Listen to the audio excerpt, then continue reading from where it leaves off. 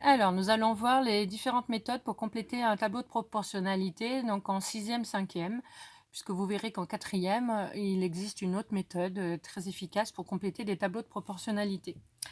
Alors, première méthode, la méthode multiplicative. Alors, on a un exemple où on vous dit qu'il y a proportionnalité avec le nombre de billets, le nombre de beignets, pardon, et la masse en grammes qui correspond. Alors, ici, 2 beignets, on dit que la masse, c'est 300 grammes. 3 beignets, 450 grammes. On aimerait bien savoir la masse de 8 beignets. Pour cela, on a le droit de faire des opérations sur les colonnes. Opération sur les colonnes, ça veut dire que je peux passer d'une colonne à une autre colonne. Et donc, faire attention aux opérations qu'on a le droit de faire. On a le droit de multiplier et diviser par un même nombre, mais on n'a pas le droit d'ajouter ou soustraire. Donc, faire attention, c'est les mêmes règles que pour trouver des fractions égales lorsqu'on a vu le chapitre sur les fractions. Alors, si je veux compléter un nombre en bas, je vais d'abord regarder les nombres en haut. Comment je passe d'un 2, d'un 3 à un 8 ? Eh bien, je vois que pour passer 2 à 8, je peux faire x4. Donc, je vais faire un x4 en haut. Donc, regardez bien, je mets le fois, le 4, j'entoure, et ensuite, je fais une flèche. Attention, une flèche, c'est pas un trait parce qu'il y a un sens. Pour passer de 2 à 8, je fais x4. Je pourrais passer de 8 à 2, mais ça ne serait pas x4, ça serait divisé. Donc, le sens de la flèche va vous dire quelle opération il faut faire. Donc, c'est très important de ne pas oublier vos flèches. Alors, si je fais un x4 en haut, ben, je vais faire la même chose en bas. Donc là, je change de couleur pour qu'on voit mieux. Voilà, donc vous aussi, il faudra vous entraîner à changer de couleur pour voir en vert, c'est ce qu'on complète. Donc du coup, je pars du 300 et je vais arriver à cette case-là. Et je fais x4. Comment je fais pour faire 300 x 4 ? Ben, je fais avec les chiffres. 4 x 3, 12. Et ces deux zéros-là, je les rajoute. Voilà, on obtient 1200. Maintenant, je complète la dernière case. Je cherche un nombre en haut. Donc, je regarde les nombres que j'ai à ma disposition en bas. J'ai un 300, j'ai un 450, un 1200 et je veux obtenir 900. Alors, je pourrais partir du 300 encore et faire x3. Puisque 3 x 3, ça fait 9. Ou alors, je peux partir du 450 et je fais un x2. Donc, c'est ce que je vais plutôt faire. Donc, vous voyez, là, je suis en bleu parce que c'est du côté des nombres qu'on connaît. Je n'oublie pas ma flèche. Et en haut, je fais le x2 en vert. Donc, j'écris d'abord le x, le 2, j'entoure, et ensuite, je fais ma flèche. Donc, le double de 3, ben, c'est 6. Si les questions étaient posées en français ici, à la suite du tableau, ben, j'aurais écrit mes phrases en français. Ici, on aurait écrit que 8 beignets pèsent 1200 grammes, soit 1,2 kg. On peut même convertir pour mettre dans l'unité la plus parlante. Ici, on met 900 grammes correspond à 6 beignets. Mais là, comme la question était de compléter les tableaux, on a complété les tableaux, voilà. Ça, c'est la première méthode, qui est une méthode multiplicative sur les colonnes.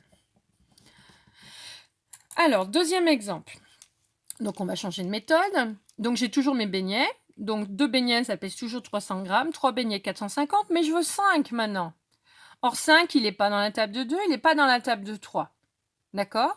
Donc, je pourrais faire x 2,5, mais c'est des nombres à virgule. Donc, on n'aime pas trop. Ça pourrait, hein, mais voilà. Donc, on a le droit de faire une méthode qui est dit additive. Alors, au-dessus, je vous ai dit, on n'a pas le droit d'ajouter un nombre.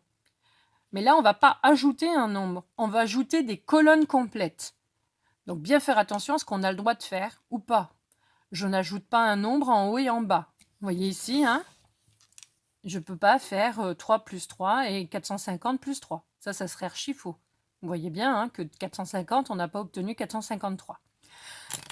Alors, méthode additive, c'est donc quand j'ajoute des colonnes complètes. Donc là, c'est pareil. En bleu, c'est ce qu'on connaît. Donc, je connais le 2, je connais le 3, je vais pouvoir obtenir 5. Alors là, il faut bien faire attention à comment on écrit pour qu'on puisse comprendre ce que vous avez fait. Donc, j'ajoute 2 colonnes. Donc, je fais mon plus entre les 2 colonnes. Je l'entoure. Ensuite, je mets les 2 petites jambes pour dire qui j'ajoute. J'ajoute la colonne du 2 et la colonne du 3. Ensuite, je pars du plus et je mets une flèche pour dire je vais calculer cette case. Et j'obtiens 5. Au-dessous, je fais pareil. Donc, je mets mon plus ici. Je mets mes petites jambes. Je mets ma flèche en vert. Et donc, j'ai plus qu'à ajouter 300 plus 450. Donc 0 plus 0, 0. 5 plus 0, 5. 4 plus 3, 7. J'obtiens que 5 beignets pèsent 750 grammes. Voici la deuxième méthode. Troisième méthode, c'est le passage à l'unité.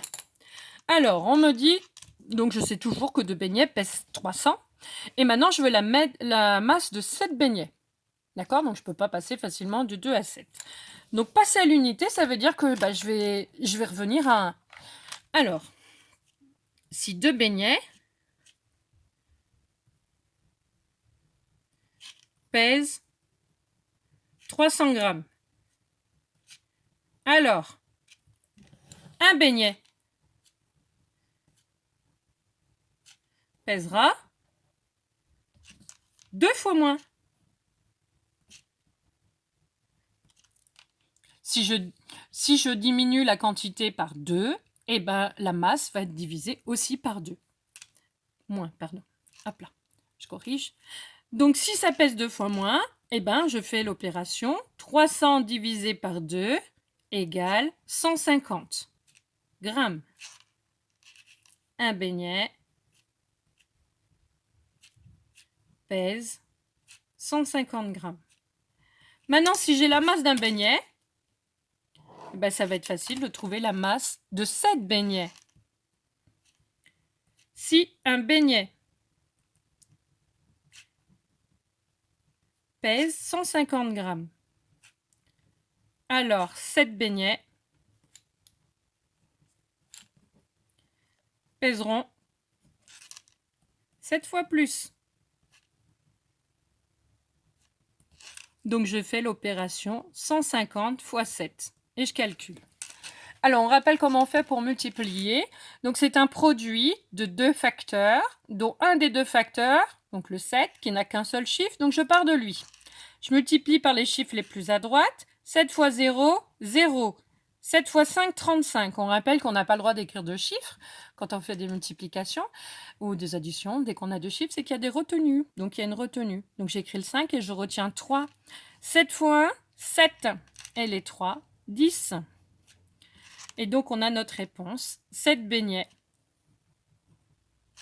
pèsent 1050 grammes. Alors, cette méthode, on pourrait dire, elle est tout à fait logique. Hein. Le seul souci, c'est ce que je vous mets en remarque, c'est qu'il faut faire des phrases. Il faut faire des phrases pour expliquer, et c'est souvent votre difficulté. Vous avez du mal à expliquer votre raisonnement et ce que vous avez fait. Il faut bien comprendre que quand on fait un exercice de mathématiques, ce n'est pas la réponse qui est importante, c'est le raisonnement, comment on y est arrivé et pourquoi c'est vrai. Il ne suffit pas juste de faire des calculs pour faire des calculs. Pourquoi le calcul qu'on fait, il est vrai? Donc, il est vrai parce qu'ici, il y a proportionnalité. On a expliqué qu'on avait fait le retour à l'unité puisqu'on a calculé pour 1. On a bien expliqué pourquoi c'est vrai, puisqu'on a dit que si j'ai qu'un seul beignet par rapport à 2, eh ben la masse, elle va être divisée elle aussi par 2. On l'a écrit, on a fait notre calcul, on a fait nos phrases, on a tout justifié. Donc cette méthode, moi, je vous la conseille pas parce qu'elle est lourde au niveau des phrases, alors que les autres, avec des tableaux, c'est plus rapide. Dernière méthode, avec le coefficient de proportionnalité. Voilà, donc c'est la dernière méthode qui est au programme en 6e, 5e. Alors, on a un plan ou une carte, hein. On vous dit qu'elle est réalisée à l'échelle. Il y a proportionnalité entre les longueurs sur le plan et les longueurs réelles. Le coefficient de proportionnalité, c'est une formule qu'il faudra prendre par cœur.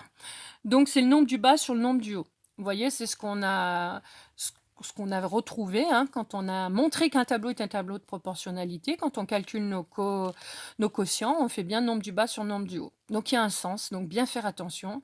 Ce sont des quotients, donc des fractions. En haut, c'est le nombre du bas, et en bas, c'est le nombre du haut. Donc, c'est un petit peu à l'envers, hein, ça peut poser, voilà. Mais donc, il faut faire attention. Donc, quand il y a proportionnalité entre des grandeurs, parce que mes grandeurs, elles ont un sens, d'accord, il faut faire attention à bien respecter ce qu'est le coefficient de proportionnalité. Si je change l'ordre des lignes, je change le coefficient de proportionnalité. Donc, il faut bien faire attention. Donc, dessous, quand je fais le coefficient de proportionnalité, je l'écris. Donc, ce n'est pas au correcteur de deviner ce que vous faites. Proportionnalité, donc il faudra apprendre à l'écrire, ce mot par cœur. Hein. Alors, nombre du bas sur nombre du haut. Eh ben, je regarde parmi toutes les colonnes, si vous faites le coefficient de proportionnalité, il y en a une qui doit être complétée en entier. Sinon, on ne peut pas. Donc ici, vous voyez la colonne qui est complète, c'est elle. Donc, je m'écris mon trait de fraction pour se dire que je calcule un quotient. Nombre du bas, c'est 4. Nombre du haut, c'est 1. Du coup, j'obtiens 4. Ce coefficient, c'est le nombre qui nous permet de passer de la première ligne à la deuxième ligne en faisant un produit. Donc je remets un fois 4 ici, je l'entoure, et encore une fois, c'est le nombre qui permet de passer de la première à la deuxième ligne. Donc c'est pas un trait, mais bien une flèche. Bien faire attention, ça a un sens. Donc ensuite, j'ai plus qu'à compléter. Alors je complète le tableau toujours en vert. 5 fois 4, 20. Ah, mince, je complétais le nombre en haut. Si je fais la flèche, vous voyez qu'il y a un problème de sens. Donc cette flèche, elle ne me sert pas. Il faut que je fasse une deuxième flèche à côté. Voilà. Si je passe du haut au bas en faisant x4, ça veut dire qu'à l'envers, je fais une division. Et donc là, il faut bien s'appliquer pour qu'on voit vos flèches. Donc le bas vers le haut, ça sera une division. Alors, 50 divisé par 4, comment je fais? Je rappelle ce qu'on a vu dans les notions sur les nombres décimaux. Pour diviser un nombre par 4, on prend la moitié de la moitié. Donc la moitié de 4, c'est 2. La moitié de 50, c'est 25. Ensuite, je recommence, je fais la moitié de 25. Donc la moitié de 20, c'est 10. La moitié de 5, c'est 2,5. J'obtiens 12,5. Et je peux compléter dans mon tableau. Ensuite, le dernier, 30 fois 4. Donc 3 fois 4, 12. Et je rajoute ce 0-là. Je le rajoute à la fin. Voilà la méthode pour calculer avec le coefficient de proportionnalité. Il est bien entendu que toutes ces méthodes, on peut les mélanger dans un seul tableau.